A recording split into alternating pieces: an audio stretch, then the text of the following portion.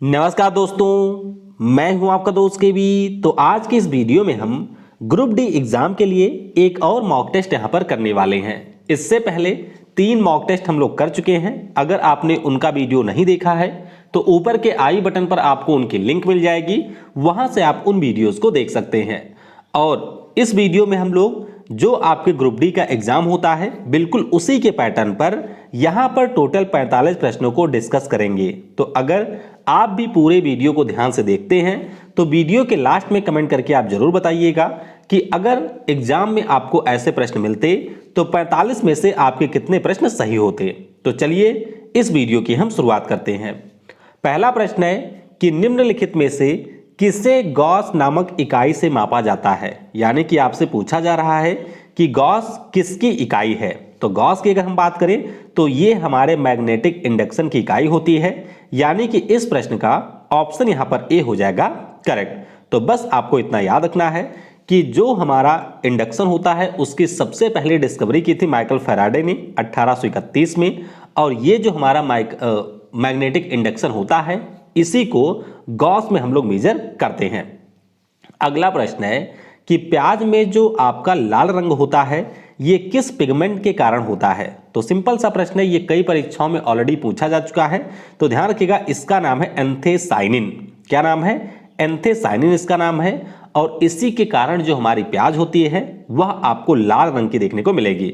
अच्छा, ये नाम भी आप लोग ध्यान रखिएगा, कैरोटिनॉइड, ये आपके गाजर में देखने को मिलता है। तो ऑप्शन यहां पर बी हो जाएगा करेक्ट।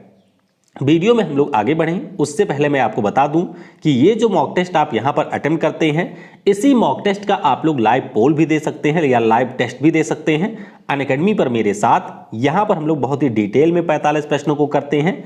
तो अगर आप चाहें तो अनअकैडमी के ऊपर मेरी इस क्लास को ज्वाइन कर सकते हैं। डेली ये दिन में 12 बजे होती है। आप सभी के लिए ये बिल्कुल फ्री होती है और सारी क्लास की आपको बेस्ट फॉर्मेट में PDF भी मिलती है। तो इसके लिए बस आपको अनअकैडमी का ऐप डाउनलोड करना है और उसके ऊपर मुझे फॉलो कर लेना है। तो अनअकैडमी की जो मेरी प्रोफाइल की लिंक है वह आपको नीचे डिस्क्रिप्शन में मिल जाएगी, वहां से क्लिक करके आप अनअकैडमी पर मुझे फॉलो कर सकते हैं। इसके अलावा मैं आपको बता दूं कि अगर आप लोग रेलवे एग्जाम की तैयारी हमारे देश के बेस्ट एजुकेटर के माध्यम से एक सिस्टमैटिक वे में करना चाहते हैं तो उसके लिए आप लोग अनअकैडमी का सब्सक्रिप्शन भी ले सकते हैं। इस महीने यानी कि सितंबर में अनअकैडमी के आपके जितने भी सब्सक्रिप्शन हैं इंक्लूडिंग रेलवे, उन सभी का प्राइस काफी कम है। तो अगर आप लोग चाहें तो इनमें से किसी भी सब्सक्रिप्शन को परचेज कर सकते हैं।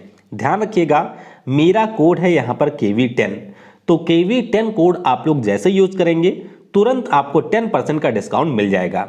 बाकी अगर आपको किसी भी कोर्स पर यहां पर मैक्सिमम डिस्काउंट चाहिए तो उसके लिए आप मेरे व्हाट्सएप नंबर 9838443100 के ऊपर कांटेक्ट भी कर सकते हैं। अगला प्रश्न है कि सरदार सरोवर बांध डैश डैश राज्य और डैश डैश नदी पर स्थित है। तो सिंपल सा प्रश्न है, सरदार सरोवर डैम की बात करें तो ये आपको मिलेगा गुजरात राज्य में और नदी का नाम है नर्मदा। तो ऑप्शन यहां पर सी हो जाएगा करेक्ट। ये आप देख सकते हैं, ये हमारी बह रही है नर्मदा नदी और यहां पर आपको गुजरात में देखने को मिलेगा सरदार सरोवर डैम। तो ऑप्शन यहां पर सी हो जाएगा करेक्ट। अगला प्रश्न है कि अगस्त 2021 में ICC के अंपायर का जो अंतर्राष्ट्रीय पैनल है उसमें हमारे देश से किसको शामिल किया गया था। तो ध्यान रखिएगा, पिछले साल हमारे देश से शामिल हुए थे। नाम इनका है KN अनंत पद्मनाभन। क्या नाम है? KN अनंत पद्मनाभम इनका नाम है। तो ऑप्शन यहां पर सी हो जाएगा करेक्ट। ये देख सकते हैं, ये है KN अनंत पद्मनाभम। इससे पहले हमारे देश के C शमसुद्दीन, अनिल चौधरी, वीरेंद्र शर्मा ये आपके अंतर्राष्ट्रीय स्तर पर एम्पायरिंग कर चुके हैं। तो ऑप्शन सी हो जाएगा करेक्ट। अगला प्रश्न है कि जो आपका लिप्रोसी होता है जिसे हम लोग कुष्ठ रोग कहते हैं ये किस जीवाणु के कारण होता है। तो ध्यान रखेंगे, जो आपका कुष्ठ रोग होता है ये होता है माइकोबैक्टीरियम लेप्रे के कारण। किसके कारण? एक हमारा यहां पर बैक्टीरिया होता है जिसका नाम है माइकोबैक्टीरियम लेप्रे। तो उसी के कारण होता है कुष्ठ रोग। ऑप्शन यहां पर डी हो जाएगा करेक्ट। अच्छा, कुष्ठ रोग के बारे में लोगों को जागरूक करने के लिए हर साल वर्ल्ड लिप्रोसी डे भी मनाया जाता है। तो ये कब होता है इसके बारे में आप लोग नीचे कमेंट में बताइएगा। अच्छा, ऑप्शन नंबर ए भी देख लीजिए, इसका नाम है माइकोबैक्टीरियम ट्यूबरकुलोसिस। तो जो आपके टीबी नाम की डिसीज होती है वह इसी बैक्टीरिया के कारण होती है। अगला प्रश्न है कि गर्म रुधिर वाले जंतु वे होते हैं जो अपने शरीर के तापक्रम को, अब ध्यान रखिएगा, अगर हम लोग बात करते हैं वार्म ब्लड वाले एनिमल की, तो ये अपने शरीर के तापमान को हमेशा एक बनाए रखते हैं। एक बनाए रखने का सिंपल सा मतलब है कि जो भी हमारे वार्म ब्लड वाले जीव होंगे ये आपके बाहरी एनवायरनमेंट से प्रभावित नहीं होंगे, यानी कि बाहर गर्मी है, बाहर ठंडी है, उससे फर्क नहीं पड़ेगा। आपके शरीर का जो तापमान है वो बिल्कुल फिक्स रहेगा, यानी कि वो मेंटेन रखते हैं। तो यहां पर ऑप्शन सी हो जाएगा करेक्ट कि हमेशा एक सा वो तापमान को बनाए रखते हैं। अब ग्रुप डी में यहां से बहुत प्रश्न पूछे जाते हैं। तो पहले आपको ध्यान रखना है कि अगर हम लोग गर्म खून वाले जीवों की बात करें तो इसमें एक तो हमारे मैमल आते हैं, यानी कि स्तनधारी आते हैं, दूसरे नंबर पर आती हैं चिड़िया। उसी प्रकार से अगर हम लोग ठंडे खून वाले जीवों की बात करें तो उसमें आपका रेप्टाइल्स आ गया, एम्फीबियन आपके उभयचर हो गए, कीड़े हो गए, मछलियां हो गई। तो ये सारी आपकी आती है किसमें, कोल्ड ब्लड वाले जीवों में। ध्यान रखेंगे, ऑप्शन यहां पर सी हो जाएगा करेक्ट। अगला प्रश्न है कि निम्नलिखित में से कौन सा जीव अन्य तीन जीवों के वर्ग का नहीं है। तो अगर आप लोग ध्यान से देखेंगे तो आपको चार जीव दिखाई दे रहे हैं, केकड़ा है, बरथी है, बिच्छू है, मकड़ी है। यहां पर अगर हम बात करें तो केकड़ा इस समूह का नहीं है। ऑप्शन यहां पर ए हो जाएगा करेक्ट। देखिए, केकड़े की अगर हम बात करें तो ये हमारे मलय कोष्ठरेखा से आता है। बरथी की बात करें तो ये आर्कनिडा से है, बिच्छू भी आपका इसी से है और मकड़ी भी आपका इसी से है। लेकिन अगर हम केकड़े की बात करें तो ये आपके आता है मलैकोस्टेका से। तो ऑप्शन यहां पर ए हो जाएगा करेक्ट। अगला प्रश्न है कि किस मुगल बादशाह ने मकसूदाबाद नामक शहर का निर्माण किया था जो बाद में आपका जाकर के मुर्शिदाबाद बन जाता है। तो ध्यान रखेंगे, ये जो शहर है इसका निर्माण या इसको बसाया था अकबर ने। किसने?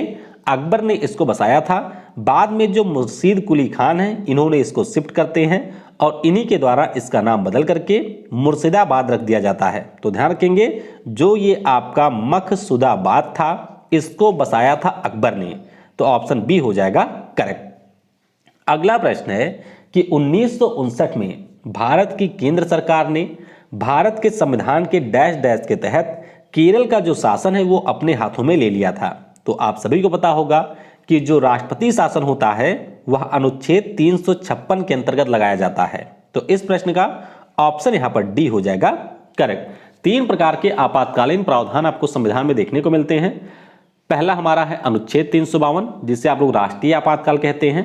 दूसरा हमारा है आर्टिकल 360 जिसे आप लोग वित्तीय आपातकाल कहते हैं। और तीसरा हमारा होता है यहां पर 356 जिसके अंतर्गत राज्यों में राष्ट्रपति शासन लगाया जाता है। तो डी हो जाएगा यहां पर करेक्ट। अगला प्रश्न है कि मीथेन गैस का उत्पादन करने वाला निम्नलिखित में से कौन सा क्षेत्र है। तो मीथेन मैंने आपको पिछले क्लास में भी बताया था कि मीथेन की बात करें तो जो धान का खेत होता है यानी कि पैडी फील्ड होती है वहां से आपको मीथेन गैस निकलते हुए मिलेगी। तो ऑप्शन यहां पर बी हो जाएगा करेक्ट। दरअसल इसके पीछे का रीजन ये होता है कि जो हमारे इस प्रकार के भूमियां होती हैं वहां पर आपका एनएरोबिक फर्मेंटेशन होता है और इसी के कारण ऐसे स्थानों पर आपकी नाइट्रोजन गैस निकलती है। तो ऑप्शन बी हो जाएगा करेक्ट। अगला प्रश्न है कि निम्नलिखित में से कौन सा युग्म सुमेलित नहीं है। तो आपसे पूछा जा रहा है कि निम्नलिखित में से कौन सा युग्म सुमेलित नहीं है। तो ध्यान देंगे, फ्लोरीन्स फ्लोरीन युक्त कार्बनिक यौगिक, शुष्क बर्फ कार्बन डाइऑक्साइड ये बिल्कुल सही है, कीरोटीन मानव त्वचा की बाहरी परत में पाया जाने वाला प्रोटीन सही है और मस्टर्ड गैस रासायनिक युक्त से प्रयोग होने वाला विषैला द्रव। तो यहां पर अगर हम फ्लोरीन्स की बात करते हैं तो इसमें आपके फ्लोरीन नहीं होता है। इससे पहले वाली क्लास में मैं आपको बता चुका हूं कि जो आपका बकमिस्टर फ्लोरीन होता है ये एक फ्लोरीन युक्त कार्बनिक यौगिक होता है। मतलब क्या हुआ, इसका मतलब ये हुआ फ्लोरीन जो होता है ये हमारे कार्बन का एक एलोट्रॉप है। क्या है? कार्बन का एलोट्रॉप होता है। फार्मूला होता है C60। तो ध्यान रखिएगा इसमें फ्लोरीन नहीं होता है। तो ऑप्शन यहां पर ए हो जाएगा करेक्ट। ये सारी चीजें मैंने लिख भी दी हैं तो इसे आप पढ़ लेंगे। अगला है कि स्वतंत्र भारत में जो पहला विधि आयोग है इसको कब स्थापित किया गया था। तो अगर हम लोग आज़ाद भारत में पहले विधि आयोग की बात करते हैं तो ये स्थापित हुआ था 1955 में। कब हुआ था? 1955 में हुआ था। तो ऑप्शन यहाँ पर ए हो जाएगा करेक्ट। ध्यान रखिएगा कि जो लॉ कमीशन होता है ये 3 सालों के लिए गठित किया जाता है। अगर हम लोग बात करते हैं कि हमारे देश में पहली बार कब गठन हुआ था, तो ध्यान रखेंगे हमारे देश में इसकी पहली बार गठन 1834 में किया गया था। आज़ादी के बाद 1955 में होता है और इसके हमारे जो अध्यक्ष थे उनका नाम था MC सेतलवाद। तो इनके बारे में ध्यान रखेंगे। ऑप्शन यहाँ पर ए हो जाएगा करेक्ट। अगला प्रश्न है कि भारत में भारतीय वाणिज्य एवं उद्योग महासंघ की स्थापना किस वर्ष हुई थी? बात हो रही है यहाँ पर फिक्की की।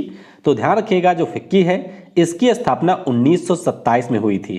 कब? 1927 में हुई थी। तो ऑप्शन यहाँ पर बी हो जाएगा करेक्ट। तो 1927 में इसकी स्थापना हुई थी। ध्यान रखिएगा नई दिल्ली में इसका हेडक्वार्टर आपको मिलेगा। अगला प्रश्न है कि निम्नलिखित में से किस एक प्रकार की तरंगों का प्रयोग रात्रि दृष्टि उपकरण में किया जाता है? यानी कि रात में देखने वाले जो आपके उपकरण होते हैं उनमें किस तरंग का प्रयोग किया जाता है? तो ध्यान रखिएगा इसमें आपकी अवरक्त तरंगों का प्रयोग होता है, यानी कि इंफ्रारेड वेव का प्रयोग होता है।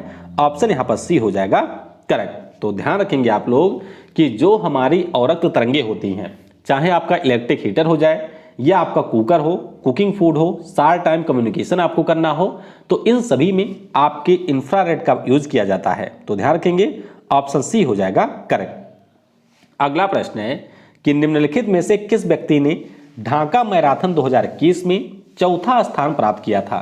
तो इस व्यक्ति का नाम है जिगमेट डोलमा। क्या नाम है? जिगमेट डोलमा इनका नाम है। तो ऑप्शन यहां पर बी हो जाएगा करेक्ट। आप सभी को ध्यान रखना है कि लद्दाख पुलिस में ये एसपीओ थे जिगमेट डोलमा, ये चौथे स्थान पर रहे थे।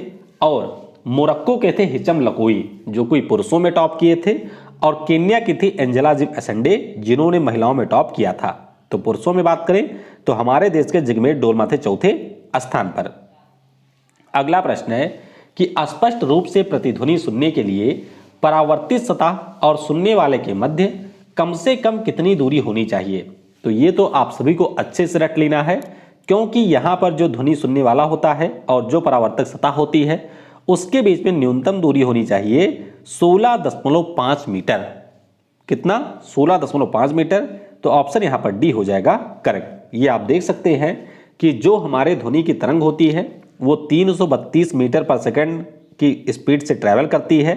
जब भी ध्वनि आपकी कान के पास में पहुंचती है तो उसका जो सेंसेशन होता है, यानी कि जो आप उसको ऑब्जर्व करते हैं, वह 1/10 सेकंड तक ऑब्जर्व करते हैं। और उसी प्रकार से जब आप लोग बात करेंगे यहां पर कि रिफ्लेक्ट होती है कितने समय में, तो ये होगी आपकी 16.5 मीटर में। तो ऑप्शन यहां पर आपका डी हो जाएगा करेक्ट। अगला प्रश्न है कि ऐसा उपकरण जो रासायनिक ऊर्जा को विद्युत ऊर्जा में परिवर्तित कर दे, ऐसे उपकरण को क्या कहा जाता है? तो ध्यान रखिएगा ऐसे उपकरण हमारे होते हैं बैटरी। आप सभी को पता होगा कि बैटरी में हमारे कुछ रसायन या केमिकल होते हैं, और यही जो केमिकल होते हैं वो आपके केमिकल एनर्जी को करते हैं विद्युत ऊर्जा में परिवर्तित। तो ऑप्शन यहां पर ए हो जाएगा करेक्ट। अगला प्रश्न है कि जब साधारण नमक, यानी कि जब आपके पानी में साधारण नमक मिलाया जाता है तो पानी के क्वथनांक बिंदु और हिमांक बिंदु में क्रमशः क्या होता है? तो ध्यान रखेंगे जब भी आप लोग पानी में नमक मिलाते हैं, यानी कि इसका मतलब हुआ कि पानी में आप कोई इम्प्योरिटी मिला रहे हैं। इम्प्योरिटी जब भी आप लोग मिलाएंगे तो अगर पानी आपके 100 डिग्री सेल्सियस पर उबल रहा था तो अब ये आपके थोड़े और तापमान पे उबलेगा, यानी कि जो इसका क्वथनांक बिंदु है वो यहाँ पर बढ़ जाता है। उसी प्रकार से अगर हम लोग हिमांक की बात करते हैं तो अगर नमक आप लोग मिला देंगे तो पानी पहले 0 डिग्री सेल्सियस पर जो जम जाता था वह अब आपके 21, 22 माइनस में आपका जमेगा, यानी कि -21 डिग्री सेल्सियस या -22 डिग्री सेल्सियस पर जाकर के पानी जमेगा। इसका सिंपल सा मतलब है कि क्वथनांक बिंदु आपका बढ़ता है और जो हिमांक बिंदु है वो आपका घटेगा। तो ऑप्शन यहां पर डी हो जाएगा करेक्ट। अगला प्रश्न है कि वर्ष 2020 में बॉर्डर रोड ऑर्गेनाइजेशन ने किस राज्य में 4 धाम परियोजनाओं के लिए 440 मीटर लंबी सुरंग का निर्माण किया है? तो ये जो सुरंग है इसका निर्माण किया गया उत्तराखंड में। ऑप्शन यहां पर सी हो जाएगा करेक्ट। तो देख सकते हैं ये हमारे उत्तराखंड के 4 धाम हैं, गंगोत्री, यमुनोत्री, केदारनाथ और बद्रीनाथ, और यहीं पर आपके BRO के द्वारा चंबा टाउन में एक सुरंग बनाया गया है जिसका नाम भी यहाँ पर चंबा सुरंग ही है, तो ऑप्शन सी हो जाएगा करेक्ट। अगला प्रश्न है कि वर्ष 2020 के लिए संयुक्त राष्ट्र जनसंख्या पुरस्कार प्राप्त करने वाला पहला भारतीय संस्थान कौन बना? तो ध्यान रखिएगा, जो पहला संस्थान है उसका नाम है हेल्प एज इंडिया, और ये 2 से 3 परीक्षाओं में पूछा गया प्रश्न है, तो ध्यान रखिएगा नाम है संस्थान का हेल्प एज इंडिया, ऑप्शन यहाँ पर डी हो जाएगा करेक्ट। तो ये जो संस्था है ये मुख्य रूप से हमारे देश में जो वंचित आपके सीनियर सिटीजन हैं उनकी मदद और ज़रूरत के बारे में जागरूकता बढ़ाने की दिशा में कार्य करती है, और इसी को पिछले साल पुरस्कार मिला था, तो डी हो जाएगा करेक्ट। अगला प्रश्न है कि निम्न में से कौन सा कथन सही नहीं है? तो थोड़ा ध्यान से आप लोग पढ़ेंगे। देखिए, पहले में कहा जा रहा है कि जो आपका एयर कंडीशनर होता है और जो कूलर होता है ये दोनों तापक्रम को नियंत्रित करते हैं, तो जाहिर सी बात है दोनों करते हैं, बिल्कुल सही हो गया। दूसरे में कहा जा रहा है कि एसी और कूलर दोनों आपके ह्यूमिडिटी को नियंत्रित करते हैं, तो ध्यान रखेंगे आप लोग, जो एसी होता है वो तो ह्यूमिडिटी को नियंत्रित करता है, लेकिन कूलर आपके ह्यूमिडिटी को नियंत्रित नहीं करता है, तो ऑप्शन यहाँ पर ये वाला हो जाएगा गलत। अगला देख लेते हैं, तो एसी आर्द्रता को नियंत्रित करता है जबकि कूलर नहीं, यही मैंने आपको ऊपर बताया कि एसी आपके ह्यूमिडिटी को भी कंट्रोल करता है लेकिन कूलर इस प्रकार से कंट्रोल नहीं करता है, तो ये भी आपका हो जाएगा सही। और डी की बात करें तो इसमें कहा गया है कि दोनों वायु की गति को नियंत्रित करते हैं, तो जाहिर सी बात है कूलर में भी आपके फैन होता है, एसी में भी आपके फैन होता है, और इसको आप लोग जिस मर्जी पर चाहें उस पर चला सकते हैं। तो अगर हम लोग सही कथन की बात करते हैं तो पहला, तीसरा और चौथा ये सही है। अगर हम बात करते हैं कौन सा सही नहीं है, तो ऑप्शन आपका बी यहाँ पर सही नहीं है, तो बी हो जाएगा करेक्ट। अगला प्रश्न है कि किसी व्यक्ति का पूरा प्रतिबिंब देखने के लिए एक समतल दर्पण की न्यूनतम ऊंचाई कितनी होनी चाहिए? तो ध्यान रखिएगा, समतल दर्पण की अगर हम न्यूनतम ऊंचाई की बात करें तो ये व्यक्ति की ऊंचाई की आधा होनी चाहिए, यानी कि अगर 1 मीटर लंबा व्यक्ति है और उसको अपने पूरे शरीर की इमेज को मिरर में देखना है तो कम से कम उसके पास में आधा मीटर का मिरर होना चाहिए, समझ गए? तो ऑप्शन यहाँ पर बी हो जाएगा करेक्ट। ये देख सकते हैं ये मिरर है, मिरर अगर आपका आधा मीटर का होगा तो 1 मीटर लंबा व्यक्ति अपनी पूरी इमेज को इसमें देख सकता है। अगला प्रश्न है कि अक्टूबर 2020 में किस राज्य की सरकार ने ग्रामीण क्षेत्रों के लिए डिजिटल सेतु प्रोग्राम को लॉन्च किया? तो ये जो डिजिटल सेतु प्रोग्राम है इसको लॉन्च किया था गुजरात की सरकार ने, ऑप्शन यहाँ पर बी हो जाएगा करेक्ट। अच्छा, प्रोग्राम था क्या? तो जैसे आपने भारत नेट परियोजना के बारे में सुना होगा, ठीक उसी प्रकार का ये राज्य सरकार का स्कीम था जिसको शुरू किया था गुजरात की सरकार ने, तो ऑप्शन यहाँ पर बी हो जाएगा करेक्ट। अगला प्रश्न है कि पिछले साल यानी कि 2020 में जो 77वां गोल्डन ग्लोब्स अवार्ड दिया गया उसमें किस अभिनेता को सर्वश्रेष्ठ प्रदर्शन ड्रामा के लिए पुरस्कार दिया गया? यानी कि बेस्ट अभिनेता हमारे कौन थे? तो इनका नाम है जोकिन फिनिक्स। आप सभी को याद होगा कि एक मूवी आई थी जिसका नाम था जोकर, तो जोकर मूवी के लिए जोकिन फिनिक्स को यहाँ पर सर्वश्रेष्ठ अभिनेता का पुरस्कार मिला था, ऑप्शन आपका बी हो जाएगा करेक्ट। अच्छा, अगर हम लोग बात करते हैं कि सर्वश्रेष्ठ अभिनेत्री कौन थी तो उनका नाम था रेनी जलवेगर। क्या नाम था? रेनी जलवेगर, ये जूडी मूवी से थी। बेस्ट निर्देशक की बात करें तो सैम मेंडेस थे 1917 मूवी के लिए, और बेस्ट मूवी भी आपकी थी 1917, तो ऑप्शन यहां पर बी होगा करेक्ट। अगला प्रश्न है कि किस धातु से बनाई मिश्र धातु को हवाई जहाज व रेल के डिब्बों में पुर्जों के काम लिया जाता है? तो देख सकते हैं आप लोग, अगर हम लोग बात करते हैं यहाँ पर एल्यूमिनियम की, तो एल्यूमिनियम से बनी हुई जो आपकी मिश्र धातु होती है उसी का उपयोग आपके हवाई जहाज में और रेल के डिब्बों में पुर्जा बनाने में उपयोग लिया जाता है। अच्छा, रीजन इसका क्या है? देखिए, इसका सिंपल सा रीजन ये होता है कि जो हमारा एल्यूमिनियम है ये आपको प्रचुरता से मिल भी जाता है और इसके बनाए हुए जो भी आपके पुर्जे होते हैं वो आपके वजन में भी होते हैं हल्के, तो इसीलिए इस गुण के कारण एल्यूमिनियम का यूज होता है, ऑप्शन यहाँ पर सी होगा करेक्ट। अगला प्रश्न है कि वर्ष 1945 में नागासाकी में जो आपका बम गिराया गया था उस बम में किस विस्फोटक का प्रयोग हुआ था? तो ध्यान रखिएगा, ये जो बम था इसमें आपका था प्लूटोनियम। क्या था? ये जो आपका बम गिराया गया था इसमें प्लूटोनियम का यूज हुआ था, तो ऑप्शन बी हो जाएगा करेक्ट। ये आप लोग देख सकते हैं कि 6 अगस्त 1945 को जापान के हिरोशिमा पर गिराया गया था बम जिसका नाम था लिटिल बॉय। उसके बाद में 9 अगस्त को जापान का जो नागासाकी शहर है इस पर भी बम गिराया जाता है और इसका नाम था फैट मैन। तो दोनों के नाम आपको याद रखने हैं, पहले गिरा था हिरोशिमा पर, बाद में गिरा था नागासाकी पर, और जो विस्फोटक यूज हुआ था उसका नाम था प्लूटोनियम। तो बी हो जाएगा करेक्ट। अगला प्रश्न है कि विजय अमृतराज और आनंद अमृतराज ये दोनों किस खेल से जुड़े हुए हैं? तो ये दोनों भाई थे और ये दोनों जुड़े हुए हैं लॉन टेनिस से। ठीक है, ऑप्शन यहाँ पर डी हो जाएगा करेक्ट। ये देख सकते हैं ये दोनों भाई हैं विजय अमृतराज और एक हमारे हैं यहाँ पर आनंद अमृतराज, दोनों लॉन टेनिस के खिलाड़ी थे। तो ऑप्शन डी हो जाएगा करेक्ट। अगला प्रश्न है कि प्रसिद्ध वैज्ञानिक लुई पास्चर किस देश के नागरिक थे? तो लुई पास्चर की बात करते हैं तो ये आपके फ्रांस देश के नागरिक थे। ऑप्शन यहाँ पर ए हो जाएगा करेक्ट। ये देख सकते हैं लुई पास्चर के बारे में। लुई पास्चर की अगर हम लोग बात करते हैं तो जो आप लोगों ने पाश्चुरीकरण की प्रक्रिया के बारे में पढ़ा होगा, जो कि आपके दूध में यूज किया जाता है, उसके ये आपके आविष्कारक भी रहे हैं। तो ध्यान रखिएगा इनका जन्म हुआ था फ्रांस में। तो ऑप्शन ए हो जाएगा यहाँ पर करेक्ट। अगला प्रश्न है कि पानी के 4 डिग्री सेल्सियस पर शरीर आपका पानी में तैरता है, यानी कि अगर आपके पास में बॉडी है कोई और उसे आप लोग 4 डिग्री सेल्सियस पानी के ऊपर डालेंगे तो वहां पर वो बॉडी तैरेगी। रीजन क्या होता है? रीजन आपका सिंपल सा ये है कि बॉडी की जो डेंसिटी होती है वो आपकी होती है कम होती है और पानी की डेंसिटी होती है ज़्यादा, तो इसीलिए ये तैरती रहती है। लेकिन अगर आप पानी को लगातार गर्म करते जाएंगे तो गर्म करने से पानी आपकी फैलेगी और फैलने के कारण जो इसकी डेंसिटी होगी वह भी आपकी धीरे धीरे कम होगी। और जब इसकी डेंसिटी आपकी बॉडी के डेंसिटी से कम हो जाएगी, यानी कि बॉडी वाला ज़्यादा हो जाएगा, तो शरीर पानी में डूब जाएगा। तो सिंपल सी बात है, ऑप्शन ए हो जाएगा करेक्ट। अगला प्रश्न है कि निम्न में से कौन सा जलप्रपात झारखंड में स्थित है? तो सिंपल सा प्रश्न है।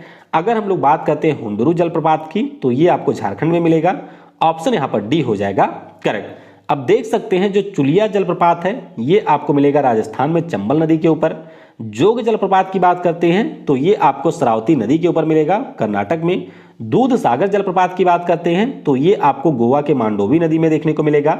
उसी प्रकार से हुंडरू जलप्रपात की बात करें तो ये आपको झारखंड की राजधानी रांची के पास सुवर्ण रेखा नदी पर देखने को मिलेगा। तो ध्यान रखेंगे ऑप्शन यहाँ पर डी हो जाएगा करेक्ट। अगला प्रश्न है कि निम्न में से कौन सा संगठन अर्थ विज्ञान में नोबेल मेमोरियल पुरस्कार प्रदान करता है? तो देख सकते हैं सारे संस्थान आपके सामने हैं। The Royal Swedish Academy of Sciences ये जो हमारी संस्था है ये देती है अर्थ विज्ञान के क्षेत्र में नोबेल। तो ऑप्शन यहाँ पर बी हो जाएगा करेक्ट। देख सकते हैं कि भौतिकी और रसायन का जो नोबेल है ये रॉयल स्वीडिश विज्ञान अकादमी देती है। चिकित्सा के क्षेत्र में बात करें तो करोलिंस्का संस्थान देती है। साहित्य में देती है Swedish academy for Nobel prize. शांति में नॉर्वे की संसद और अर्थशास्त्र में रॉयल स्वीडिश अकादमी देती है। तो ऑप्शन यहाँ पर बी होगा करेक्ट। अगला प्रश्न है कि जो आपके राइबोसोम्स होते हैं ये किसके बने होते हैं? तो ध्यान रखिएगा राइबोसोम्स में आरएनए प्लस प्रोटीन होता है। ऑप्शन यहाँ पर सी हो जाएगा करेक्ट। आप सभी को यह पता होगा कि राइबोसोम प्रोटीन की फैक्ट्री कहा जाता है। पैलाडे के द्वारा इसकी खोज हुई थी और ये आपके साइटोप्लाज्म में तैरता हुआ पाया जाता है या फिर जो आपका इंडोप्लाज्मिक रेटिकुलम होता है वहां पर आपको राइबोसोम देखने को मिलता है। तो इसमें आपका होता है आरएनए और इसके अलावा होता है प्रोटीन। तो सी हो जाएगा करेक्ट। अगला प्रश्न है कि बीसीजी का अर्थ क्या है? बीसीजी की अगर हम लोग बात करते हैं तो इसका पूरा नाम है बैसिलस कैलामिटी ग्यूरेन। तो ऑप्शन यहां पर ए हो जाएगा करेक्ट। दरअसल बीसीजी हमारा एक प्रकार का टीका है जो कि ट्यूबरकुलोसिस नाम की जो डिसीज होती है उससे बचाव के लिए लगाया जाता है। तो जब बच्चे का जन्म होता है उसके कुछ ही घंटों के बाद ये टीका लगा दिया जाता है। ध्यान रखिएगा बीसीजी एक हमारा टीका है जो कि ट्यूबरकुलोसिस से बचाव के लिए लगाया जाता है और ये सारे वैज्ञानिक थे यानी कि बैसिलस कैलामिटी और ग्यूरेन जिनके नाम पर इस टीके का नाम रखा गया था। तो ऑप्शन यहाँ पर ए होगा करेक्ट। अगला प्रश्न है कि डीएनए की खोज सर्वप्रथम किसने की थी? अब देखिए ये एक ऐसा प्रश्न है जिसको बहुत सारे लोग गलत करते हैं। उनको लगता है कि वाटसन और क्रीक ने आपके डीएनए की खोज की थी। तो ध्यान रखेंगे भैया वाटसन और क्रीक ने डीएनए के डबल हेलिक्स स्ट्रक्चर के बारे में बताया था। अगर हम बात करें कि इसकी खोज किसने की थी तो खोज इसकी की थी फ्रेडरिक मिसर ने। किसने? फ्रेडरिक मिसर ने इसकी खोज की थी। तो ऑप्शन ए हो जाएगा करेक्ट। तो ध्यान रखेंगे 1860 में स्विट्जरलैंड के एक हमारे केमिस्ट थे जिनका नाम था फ्रेडरिक मिसर और इन्होंने ही सबसे पहले आपके डीएनए के बारे में बताया था। तो ऑप्शन ए हो जाएगा यहां पर करेक्ट। अगला प्रश्न है कि फोडोंग मठ ये आपके कहां पर स्थित है? तो फोडोंग की बात करें तो ये आपको मिल जाएगा सिक्किम में। ऑप्शन यहां पर बी हो जाएगा करेक्ट। तो देख सकते हैं ये आपका फोडोंग मठ है जो कि सिक्किम में देखने को मिलेगा। अगला प्रश्न है कि 1832 में दामिन एकोह के रूप में सीमांकित भूमि का एक बड़ा क्षेत्र डैश डैश की भूमि के रूप में घोषित किया गया था। तो ये जो भूमि है जिसे दामिन एकोह कहा गया था ये संथालों की भूमि थी। तो ऑप्शन यहां पर डी हो जाएगा करेक्ट। तो बस आपको ध्यान रखना है कि 1832 में परमानेंट सेटलमेंट के अंतर्गत यहां पर जो आपकी भूमि थी उसको दामिन एकोह का नाम दिया गया था और यह संथालों की भूमि के रूप में घोषित किया गया था। तो डी हो जाएगा करेक्ट। अगला प्रश्न है कि स्मरण शक्ति की जो हानि है वह किसके नष्ट होने से होती है। तो ध्यान रखिएगा आपके ब्रेन का जो सबसे बड़ा हिस्सा होता है इसे हम लोग सेरेब्रम के नाम से जानते हैं और ये जो सेरेब्रम है यही आपके स्मरण शक्ति को भी नियंत्रित करता है। तो ऑप्शन यहां पर ए हो जाएगा करेक्ट। ये देख सकते हैं ये हमारा ह्यूमन ब्रेन होता है, इसमें आपका सेरेब्रम सबसे अगला वाला हिस्सा होता है। तो यहां पर ऑप्शन ए हो जाएगा करेक्ट। अगला प्रश्न है कि जलीय वातावरण में सूक्ष्म जंतु और पादपों को सम्मिलित रूप से क्या कहा जाता है। तो ध्यान रखेंगे जलीय जीव और पादपों को सम्मिलित रूप से यहां पर कहा जाता है प्लवक यानी कि प्लैंकटन कहा जाता है। तो ऑप्शन हमारा डी हो जाएगा। ठीक है, ऑप्शन हमारा डी हो जाएगा करेक्ट। यानी कि हमारा एक ऐसा वातावरण जहां पर आपके सूक्ष्म जंतु और पादप दोनों शामिल होते हैं तो ऐसे को हम लोग कहते हैं प्लैंकटन या फिर प्लवक। ऑप्शन यहां पर डी हो जाएगा करेक्ट। अगला प्रश्न है कि उस वैज्ञानिक का नाम क्या है जिसने मधुमक्खियों के संचारण की भाषा का पता लगाया था। तो इनका नाम था कार्ल वान फ्रिस। क्या नाम था? कार्ल वान फ्रिस नाम था। तो ऑप्शन यहां पर बी हो जाएगा करेक्ट। तो कार्ल वान फ्रिस ने ही बताया था आपके कि मधुमक्खियों के संचरण की भाषा क्या होती है और इसी के लिए 1973 में इनको नोबेल पुरस्कार भी मिला था मेडिसिन में। तो ध्यान रखेंगे बी हो जाएगा यहां पर करेक्ट। अगला प्रश्न है कि निम्नलिखित में से कौन सा राज्य सूरजमुखी की खेती में अग्रणी है। तो सूरजमुखी की बात करें तो इसमें सबसे आगे है कर्नाटक। कौन सा राज्य आगे है? कर्नाटक हमारा सबसे आगे है। तो बी हो जाएगा करेक्ट। अगला प्रश्न है कि जो आपका केंद्रीय लोक सेवा आयोग होता है यानी कि जो आपकी यूपीएससी होती है इसके अध्यक्ष का कार्यकाल कितना होता है। तो ध्यान रखिएगा अध्यक्ष का कार्यकाल होता है 6 वर्ष या 65 वर्ष की आयु। तो ऑप्शन यहां पर सी हो जाएगा करेक्ट। अच्छा, यूपीएससी की बात करें तो इसमें एक चेयरमैन होता है और 8 इसमें मेंबर देखने को मिलेंगे। अगला प्रश्न है कि जंपिंग जीन्स यानी कि जो आपके जंपिंग जीन्स होते हैं उनको अब क्या कहा जाता है। तो ध्यान रखिएगा जंपिंग जीन को कहा जाता है ट्रांसपोसेंस। क्या कहा जाता है? ट्रांसपोसेंस कहा जाता है।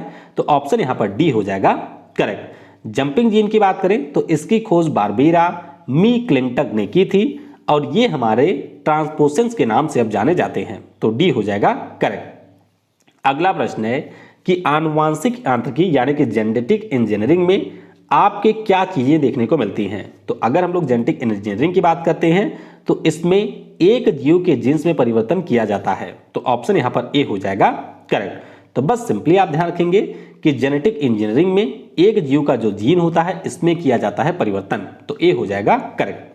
अगला प्रश्न है कि एलोरा की गुफाओं में आपको कितने मठ और मंदिर देखने को मिलेंगे। तो ध्यान रखिएगा इसमें आपको टोटल 34 मठ और मंदिर देखने को मिलेंगे। सी हो जाएगा करेक्ट। ये अगर आपको याद हो तो मैंने करवाया भी था कि जो आपकी एलोरा की गुफाएं हैं उसमें आपको जैन धर्म, हिंदू धर्म और बौद्ध धर्म तीनों की गुफाएं देखने को मिलेंगी। जैन गुफाओं की संख्या 5 है जिसका निर्माण यादव सल्तनत के राजाओं ने करवाया था। राष्ट्रकूट सल्तनत के राजाओं के द्वारा हिंदू मठ और मंदिरों का निर्माण हुआ था जिनकी संख्या 17 है और बौद्ध धर्म के भी मठ और मंदिरों का निर्माण हुआ था जिनकी संख्या है 12। तो 12, 17 और 5 आप जोड़ेंगे तो ये हो जाएगा 34। यूनेस्को ने 1983 में इसको शामिल किया था और ये आपको महाराष्ट्र में मिलेगा। तो ऑप्शन सी 34 होगा करेक्ट।